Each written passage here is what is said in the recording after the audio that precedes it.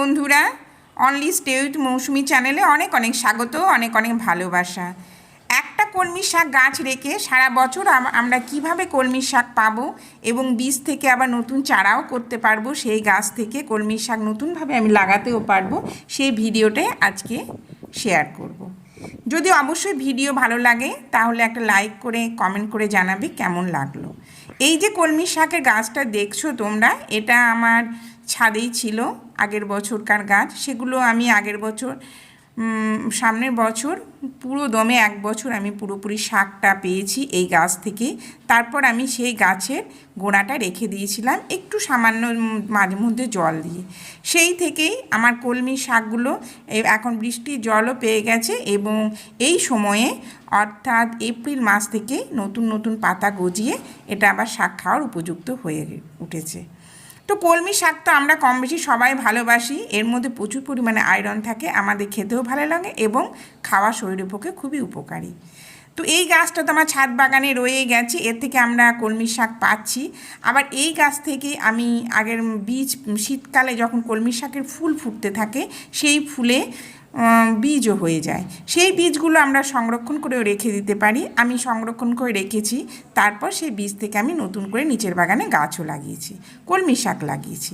তো দেখো এই যে বীজগুলো, বেশি বীজের দরকার নেই, 2-4টে বীজ হলেই আমাদের কলমি শাক হয়ে যায়। কেননা কলমি শাক একবার কাটার পর ভীষণ ঝাড় হয়, আমাদের নিজেদের প্রয়োজন মতো 2-4টে বীজ রাখলেই তার থেকে আমরা কলমি শাক প্রচুর পরিমাণে পাবো। তার জন্য আমি কি করলাম দেখো, বেশি কিছু না, আমি একটু কিচেন কম্পোস্ট সারের সঙ্গে মাটিটা একটু মিশিয়ে নিয়েছিলাম, ব্যাস। অল্প পরিমাণে সার দিলেই হবে, বেশি দেওয়ার দরকার নেই। তোমাদের যদি ঘুঁটে থাকে ঘুঁটেও গুঁড়ো করে দিতে পারো, গোবর সার, কম্পোস্ট সার, কিচেন কম্পোস্ট, যা পাতা পচা সার যেটা অ্যাভেলেবেল সেটাই তোমরা দিতে পারো, এর জন্য বিশেষ কোনো পরিচর্যা লাগে না। ব্যাস, এবার হালকা করে মাটি দিয়ে ঢাকা দিয়ে এটা জল দিয়ে 2-4 দিনের মধ্যেই, ম্যাক্সিমাম 4 থেকে 5 দিনের মধ্যেই কলমির শাকগুলো খুব সুন্দরভাবে একটা একটা করে বার হতে শুরু করে। প্রথম থেকে 2-1টা বার হতে হতে 5 দিনের মাথায় একদম সম্পূর্ণভাবে কলমির শাক বের হয়ে যায়। দেখো আমার এবার 1-2 করে 3 দিনের মাথায় বীজগুলো চারা কলমির শাক বের হয়ে গেছে।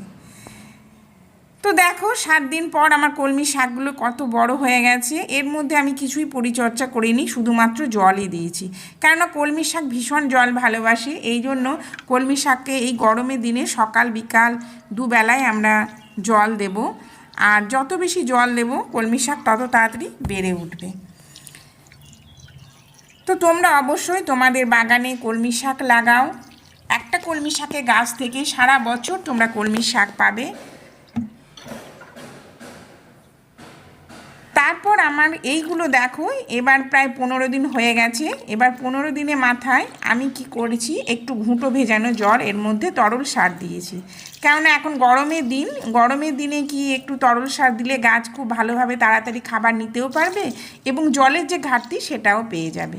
ওই জন্য তোমরা চেষ্টা করবে গরমের দিনে, বিশেষ করে এপ্রিল মে জুনের ফার্স্ট দিক করে, যতদিন আমাদের বর্ষা আসছে ততদিন একটু তরল সার হিসাবে এই ঘুঁটো ভেজানো জলটা দিলেই হবে। আর যদি মনে করো খোল ভিজানো, সর্ষের খোল ভিজানো জল দেবে, সেটাও দিতে পারো। তো যেটাই তোমাদের সুবিধা মনে হবে সেটাই দেবে। তো আমি 4-5টা ঘুঁটে 5 লিটার জলে আমি একদিন ভিজিয়ে রেখেছিলাম, তারপর সেই জলটা আমি কলমি শাকে দিয়ে দিলাম। তারপর দেখো আমার কলমি শাকগুলো কি সুন্দর বেড়ে উঠেছে, এবারে একদম খাওয়ার উপযুক্ত হয়ে গেছে। যত বেশি কলমি শাক আমরা কাটবো তত বেশি কলমি শাকের ঝাড় হবে। আর কলমি শাক একবার লাগালে তোমরা সারা বছর রোগ পোকার আক্রমণ প্রায় হয় না বললেই হবে, খুব হার্ডি। যখন বর্ষা চলে আসবে তখন আর কিচ্ছু লাগবে না একদম, তখন বর্ষার যে জলেই এর সমস্ত নাইট্রোজেন, এর ঘাটতি যেগুলো আছে সেগুলো সব বর্ষার জল থেকেই নিয়ে নেবে, আর আমাদের আলাদা করে জল সার কিছুই লাগবে না। বর্ষা মানে জুন জুলাই আগস্ট সেপ্টেম্বর অবধি আমি খুব ভালোভাবে কলমি শাক পেয়ে যাব।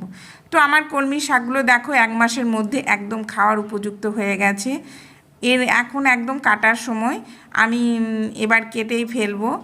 তারপর আবার আমি ঘুঁটো ভেজানো জল কাটার পরে অবশ্যই একবার দিয়ে দেবে। যতদিন না বর্ষা আসছে ততদিন কলমির শাক গাছ একটু ঘুঁটো ভেজানো খোল ভেজানো জল দিলেই হবে। বর্ষা চলে এলে বর্ষার বৃষ্টি পেলে এরা খুব তাড়াতাড়ি বেড়ে ওঠে। তো দেখো আমার কলমি শাকগুলো একদম খাওয়ার উপযুক্ত হয়ে গেছে, আমি এগুলো এবার কেটেও নিলাম। বাড়ির টাটকা টাটকা কলমি শাক, বিশেষ করে কোনো কেমিক্যাল ফার্টিলাইজার, কোনো কেমিক্যাল রাসায়নিক বা কেমিক্যাল সার, কোনো কিছুই কীটনাশক কিছুই নেই এর মধ্যে। এটা খাওয়া আমাদের শরীরের পক্ষেও ভালো আর আমাদের পরিবেশের পক্ষেও ভালো। আমরা ওই জন্যই আমি অন্তত আমার বাগানে যে শাক সবজি যেটাই লাগাই না কেন সমস্তই আমি অর্গানিক পদ্ধতিতে বা জৈব পদ্ধতিতে লাগিয়ে থাকি। আর এর টেস্টও ভীষণ ভালো হয় আর এর রঙও ভীষণ সবুজ থাকে। তো তোমরা অবশ্যই তোমাদের ছাদ বাগানে কি নিচের বাগানে যেখানে একটু জায়গা থাকবে, দুটো গামলায় যদি তোমরা কলমির শাক লাগাও, সারা বছর তোমরা কলমির শাক পেয়ে যাবে। এর জন্য বিশেষ কিছু পরিচর্যা লাগে না, তেমন কিছু বাজার থেকে যে কিনে আনতে হবে সার ফার্টিলাইজার, এটারও প্রয়োজন নেই। একদম ঘরোয়া পদ্ধতিতে যদি তোমরা মনে করো যে আমাদের সবজি খোসা পচানো জলটা দেবো, সেটাও একটা কৌটোর মধ্যে জল সবজি খোসাগুলো জলে ভিজিয়ে সেটাও দিতে পারো, এরকমভাবেও করতে পারো, তোমরা করো।